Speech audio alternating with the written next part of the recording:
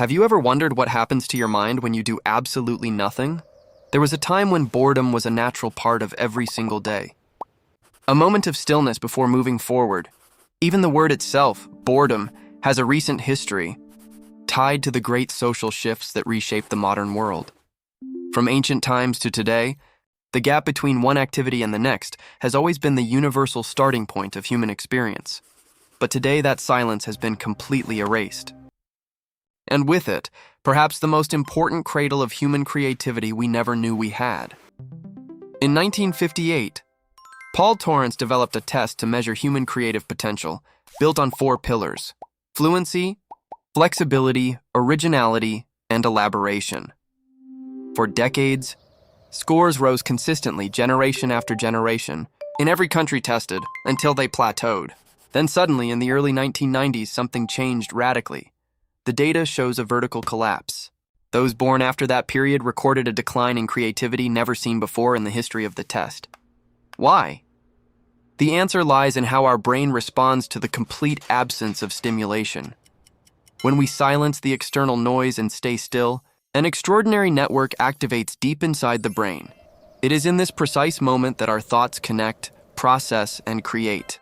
But if that emptiness is constantly filled by a screen, the network never has time to switch on. Studies confirm that those who face genuine boredom before a task perform significantly better than those receiving continuous stimulation.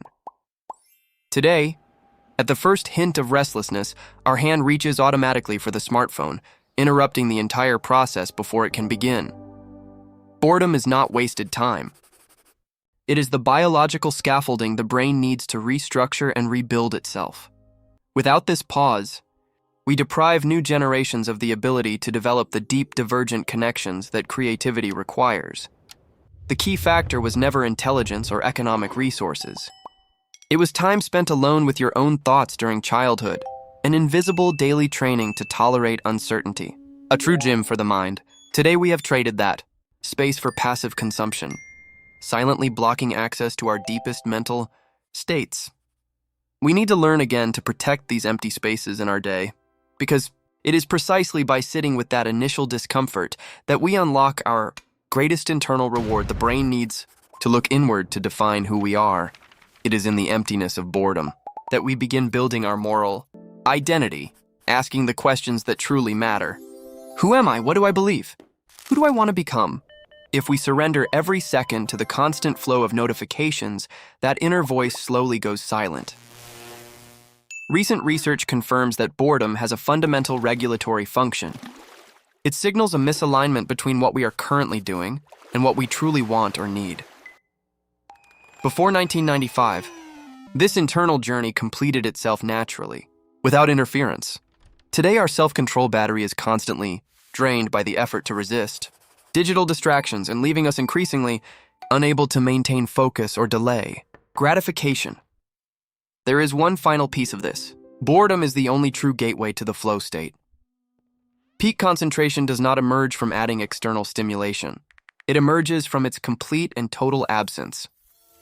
The process always moves through 3 stages: sitting with the initial discomfort, passing through the transition, and finally unlocking the state of absolute focus.